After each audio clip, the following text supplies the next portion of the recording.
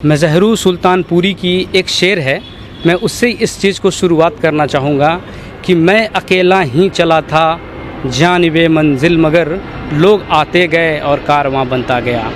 आज हमने 4 लोगों से इस टीम की शुरुआत की थी और 35 डॉक्टरों की फ़ौज तैयार हो गई है।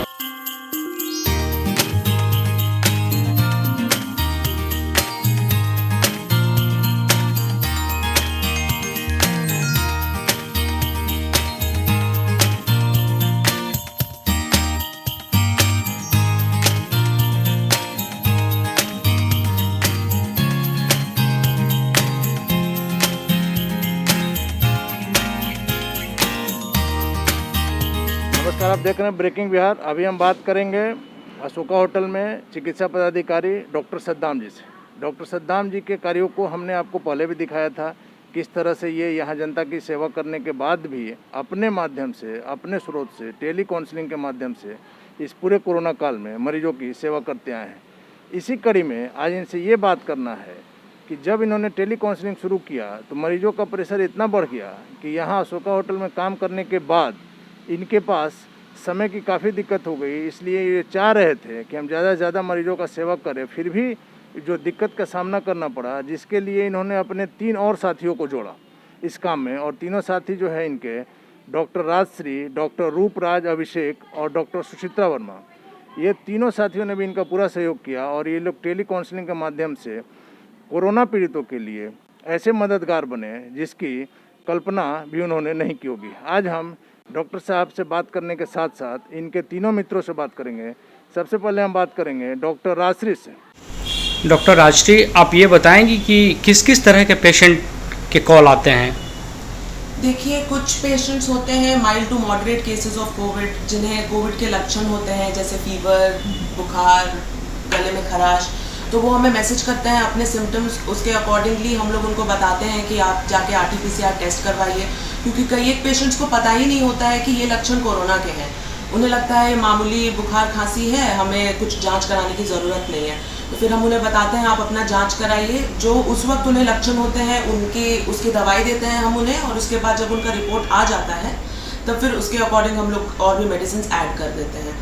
फिर कुछ पेशेंट्स होते हैं जिनसे हम पूछते हैं आपको ऑक्सीजन सैचुरेशन कितना है, तो लोगों को पता ही नहीं है कि ऑक्सीजन सैचुरेशन होता क्या है। कुछ हमें अपना टेम्परेचर नाप के बता देते हैं कि हमारा इतना ऑक्सीजन सैचुरेशन है, तो फिर हमें उन्हें अवेयर करना पड़ता है कि ऑक्सीजन सैचुरेशन होता क्या है, पल्स ऑक्सीमीटर क्या है, आप पल्स ऑक्सीमीटर मंगा के रखें। कुछ के पास पल्स ऑक्सीमीटर होता है, वो तुरंत अपना पल्स ऑक्सीमीटर लगाते हैं और तुरंत का रीडिंग बता देते हैं, जो कि स्टार्टिंग में कम भी आ जाता है रीडिंग कभी कभी।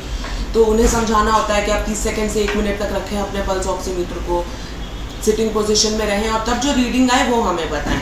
तब भी अगर कम आ रहा है तो आगे और क्या करना है ये एडवाइस हम उन्हें देते हैं।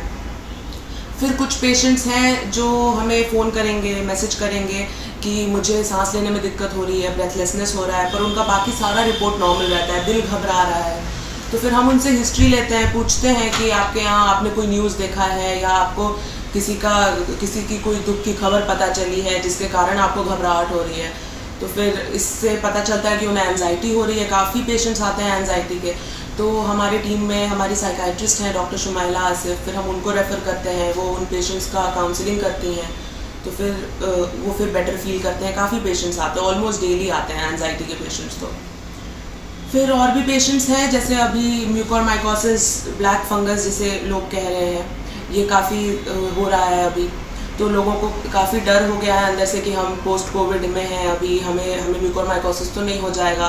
काफ़ी मैसेजेस आते हैं कि मैं ये खा लूँगा तो मुझे ब्लैक फंगस तो नहीं हो जाएगा, मैंने पहले इलाज कराया था, स्टेरॉइड्स नहीं लिया था, तब भी ब्लैक फंगस तो नहीं हो जाएगा, मुझे कोविड था ही नहीं तब भी तो नहीं हो जाएगा। तो फिर उन्हें हम बताते हैं कि क्या सिम्टम्स होते हैं, क्या कारण हो सकते हैं, कैसे आपको घर में रह के भी हाइजीन मेंटेन करना है, ओरल हाइजीन मेंटेन करना है, तंबाकू गुटखा ये सब अवॉइड करना है, यूज़ ही नहीं करना है, कैसे मास्क आप डेली बदल के पहने, कैसे फंगस का ग्रोथ हो सकता है, ये हम उन्हें एडवाइस करते हैं। बहुत बहुत थैंक यू। अब हम बात करेंगे डॉक्टर रूपराज अभिषेक से। आइए जानते हैं रूपराज अभिषेक जी क्यों इस लाइन में आए, क्यों मरीजों की सेवा करने का बीड़ा उठाया, जबकि लोग अच्छे खासे नौकरी कर रहे हैं, पैसे की कोई बात नहीं है, फिर इस कोरोना काल में इन्होंने इस तरह का क्यों काम किया। आइए जानते हैं डॉक्टर अभिषेक से। जैसा कि आप जानते हैं कि देश में कोरोना के केसेस बहुत बढ़ते चले जा रहे थे। सीरियस पेशेंट्स को तो बेड भी नहीं मिल पा रही थी, ऑक्सीजन नहीं मिल पा रहा था। तो माइल्ड टू मॉडरेट केसेस जो हैं, जो जिनको सिर्फ बुखार, खांसी, सांस में थोड़ा तकलीफ़ जैसे मरीज़ों को भीड़ की वजह से और डॉक्टर और स्टाफ की कमी की वजह से वो हॉस्पिटल जाके दिखा नहीं पा रहे थे। हॉस्पिटल्स पे ऐसे ही इतना ज़्यादा लोड था मरीज़ों का कि माइल्ड टू मॉडरेट केसेस को मैनेज करना उनके लिए थोड़ा डिफ़िकल्ट हो जा रहा था। और फिर आए दिन मुझे कब 2-3 दिनों में, हर 2-3 दिन पे जैसे मेरे दोस्त हुए जो मेडिकल फील्ड से नहीं हैं, मेरे रिश्तेदार हुए, उनका मुझे कॉल आता था, मैसेज आता था कि हमें बुखार हो गया है, खांसी हो गया है, हम क्या करें, हमें टेस्ट कब कराना चाहिए, क्या करना चाहिए। तो मैं उन्हें सलाह दिया करता था। फिर धीरे धीरे मेरे दिमाग में ये आया कि सिर्फ हम अपने दोस्तों और रिश्तेदारों तक ही क्यों सीमित रहें, हम इस चीज़ को और आगे बढ़ा सकते हैं ताकि जो माइल्ड टू मॉडरेट केसेस हैं उनको मेडिकल सलाह मिल पाए, उनकी एंग्जाइटी हम कम कर पाएँ। तो ये सोच के हमने सोचा कि हमारी टीम है उसने ये सोचा कि एक व्हाट्सएप नंबर निकाला जाए जिससे क्या होगा कि पूरे देश भर के लोग उस व्हाट्सएप नंबर पे मैसेज कर सकें। अगर हमें ऐसा फील हुआ उनके हिस्ट्री से कि नहीं इनको कॉल करके समझाने का ज़रूरत है तो हम कॉल बैक भी करते हैं, नहीं तो हम व्हाट्सएप से ही मरीज़ की प्रॉब्लम का इलाज कर देते हैं। अब हम बात करेंगे डॉक्टर सुचित्रा वर्मा से, जो नर्सिंग ऑफिसर हैं। ये भी डॉक्टर सद्दाम जी के साथ जुड़कर मरीजों की सेवा कर रही हैं। इस सेवा के पीछे इनकी क्या भावना थी, आइए उन्हीं से जानते हैं। देखिए, सबसे पहली बात तो ये है कि जब हमारे पास कोई भी पेशेंट आता है तो हम सबसे पहले उसकी हिस्ट्री लेते हैं, और ये हिस्ट्री लेने के लिए हमारे पास एक फॉर्मेट होता है जिसमें हम पेशेंट का नाम, उसकी उम्र, उसने वैक्सीन ली है या नहीं ली है, उसको कोई पुरानी बीमारी तो नहीं है, फ़िलहाल उसका तापमान कितना है, SpO2 लेवल कितना है, ये सब जानकारी हम पेशेंट से पहले लेते हैं। उसके बाद जब हमें कोई दिक्कत समझ में आती है, जैसे कि बुखार नहीं उतर रहा है कोविड की दवाइयाँ लेने के बावजूद, या फिर SpO2 बहुत कम जा रही है, कम जाने का मतलब है कि 93, 92 से कम जाना SpO2 का लेवल, इस तरीके की कोई दिक्कत अगर हमें समझ में आती है तो हम पेशेंट को समझाते हैं कि उनको अपने आसपास के निजी अस्पताल में दिखा लेना चाहिए, क्योंकि ये कंडीशन ऐसी होती है, SpO2 कम होने लग जाए या फिर सांस लेने में कोई तकलीफ़ होने लग जाए तो ये हमारे रेड फ्लैग साइंस होते हैं, और इस सिचुएशन पे पेशेंट को मतलब हॉस्पिटलाइजेशन की ज़रूरत होती है। तो हम पेशेंट को बोलते हैं कि वो कोशिश करे अपने आसपास अस्पताल में जाके भर्ती होने की। उसके अलावा हमारी टीम में कुछ मेडिकल ऑफिसर्स के अलावा कुछ नर्सिंग ऑफिसर्स भी हैं जो कि पेशेंट्स का फॉलोअप लेते रहते हैं। मतलब अगर हमें लगता है कि कोई पेशेंट सीरियस है, उसको दोबारा पूछने की ज़रूरत है कि उसकी तबीयत में सुधार हुआ या नहीं हुआ, उसको कोई तकलीफ़ बढ़ तो नहीं गई है, तो इस चीज़ के लिए हम फॉलोअप के लिए कुछ नर्सिंग ऑफिसर्स को भी अपने साथ रखते हैं ताकि वो आगे इन चीज़ों की जानकारी ले सकें और मरीज़ की हालत जो है मतलब वो सुधर रही है या बिगड़ रही है, इस चीज़ का हमें प्रॉपर ट्रैक रहे। तो आपने देखा इन तीनों डॉक्टरों का क्या जज्बा है। आइए आप बात करते हैं डॉक्टर सद्दाम जी से। डॉक्टर सद्दाम, आप और आपके मित्रों की जितनी भी तारीफ़ की जाए वो कम है। इस कोरोना काल में आप लोग जिस तरह से मरीजों की सेवा कर रहे हैं वो काबिल तारीफ़ है। इसके लिए आपका ब्रेकिंग बिहार की तरफ से बहुत बहुत धन्यवाद। सबसे पहले आपके ब्रेकिंग बिहार के सभी श्रोतागणों को मैं नमस्कार करना चाहूँगा। आपको तो पहले भी हम इसमें इंटरव्यू दे चुके हैं कि हमने टेली कंसल्टेशन का शुरुआत किया था जी। लेकिन उसमें बहुत ज़्यादा पेशेंट बढ़ने लगे, तो हम 4 दोस्त मिल के एक टीम तैयार किया। हम लोगों ने चारों दोस्त आपस में सलाह किया कि कैसे लोगों को इलाज किया जाए, कैसे लोगों को सुविधा पहुंचाया जाए। तो हम लोगों ने एक टीम की शुरुआत करी, टीम कोविमेड, जिसमें कि मैं हूं, डॉक्टर रूपराज अभिषेक है जो कि बत्रा हॉस्पिटल में वो सर्जन हैं, डॉक्टर राजश्री हैं वो भी बिहार सरकार में चिकित्सा पदाधिकारी हैं, और सुचित्रा वर्मा हैं जो कि नर्सिंग ऑफिसर हैं मैक्स सुपर स्पेशलिटी दिल्ली में। हम 4 लोगों ने मिलके एक टीम का शुरुआत किया कोविमेड। उसको हम लोग क्या किए कि अपने सोशल नेटवर्क के माध्यम से अपने फेसबुक अकाउंट पे, ट्विटर पे और इंस्टाग्राम पे उसको हम लोगों ने शेयर किया अपने पेज से। जब हम लोगों ने पेज से शेयर किया तो बहुत सारे लोग इससे जुड़ने लगे और इसी क्रम में गुरमीत चौधरी, फिल्मी कलाकार हैं गुरमीत चौधरी जो हैं, उन्होंने हमारे टीम से संपर्क किया और वो पहले से वो काम करते आ रहे हैं, जैसे सोनू सूद काम करते हैं उस तरह से वो लोगों को मदद पहुंचाते आ रहे हैं। फिर क्या हुआ कि उन्होंने हमारे टीम से जब संपर्क किया और बात किया कि हम आपके टीम से जुड़ना चाहते हैं, हम लोगों ने भी बोला और अच्छा रहेगा, हम लोग के साथ जुड़ जाएंगे। तो फिर उन्होंने अपने ट्विटर अकाउंट से, इंस्टाग्राम, फेसबुक से हमारे पोस्टर को शेयर किया। जिसको भी में टीम को हम लोग शुरुआत किए थे उसके पोस्टर को शेयर किया तो उसमें बहुत ज़्यादा पेशेंट का फ्लो बढ़ गया। एक दिन में 200-150 पेशेंट आने लगे। फिर हम लोग को लगा कि और लोगों को इस टीम में जोड़ना चाहिए। फिर उसमें जो है बहुत सारे, हम लोग 4 से शुरुआत किए थे और आज के डेट में 35 डॉक्टर उसमें जुड़ चुके हैं। अलग अलग जगहों के, देश के अलग अलग जगहों से, दिल्ली से हैं, आगरा से हैं, राजस्थान से कुछ डॉक्टर हैं, झारखंड से हैं और ये हमारे बिहार के जैसे कुछ डॉक्टर, महत्वपूर्ण डॉक्टर हैं जिसमें मैं नाम लेना चाहूँगा। डॉक्टर लक्ष्मण कुमार हैं जो कि मधेपुरा मेडिकल कॉलेज में असिस्टेंट प्रोफेसर के तौर पे हैं, वो भी हमारे साथ जुड़े हुए हैं। सोनी रानी पांडे हैं, कटिहार मेडिकल कॉलेज में मेडिसिन विभाग की वो प्रोफेसर हैं। फिर वह बिहार चिकित्सा पदाधिकारी हैं महताब आलम हैं। झारखंड से डॉक्टर शाहीन कौसर हैं, वो भी चिकित्सा पदाधिकारी हैं। स्त्री और प्रसूति रोग विशेषज्ञ हैं सादिया फारूकी, दरभंगा मेडिकल कॉलेज से। आपको मनोचिकित्सक के तौर पे हमारे यहाँ इसमें काम कर रही हैं सुमैला आसिफ, वो हैं। इससे बहुत सारे 35 डॉक्टर हमारे साथ जुड़े हुए हैं। सहला हैं, हर्षिता आभास हैं, बहुत सारे हैं जो कि हम लोग मिल के काम करते हैं। सबसे पहले हम लोग क्या किए कि जैसे हम लोग के मन में ये आया कि लोगों को मदद किया जाए, तो हमने क्या किया कि 2 व्हाट्सएप नंबर जारी किया।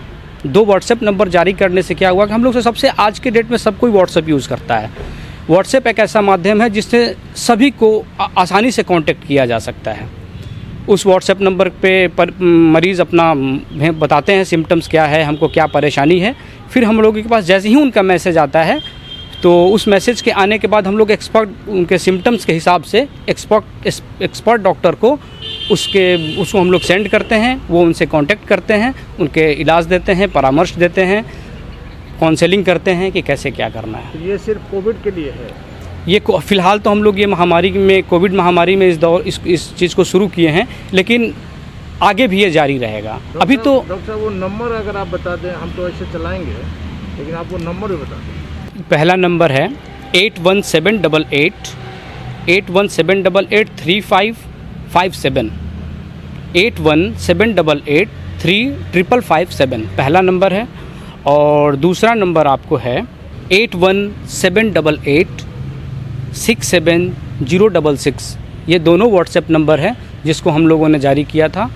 और इसमें गुरमीत चौधरी जी ने हम लोगों के साथ बहुत कोऑपरेट किया है।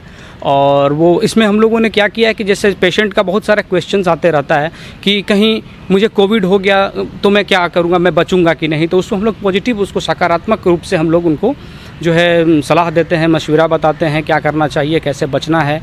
और जो है उनके गुरमीत चौधरी के जुड़ने से एक चीज़ हुआ कि पेशेंट फ्लो हमारे पास बढ़ गया, बहुत ज़्यादा पेशेंट आने लगे और बहुत अच्छा हम लोग कर रहे हैं, लगे हुए हैं। कितना पेशेंट आप लोग देख रहे हैं?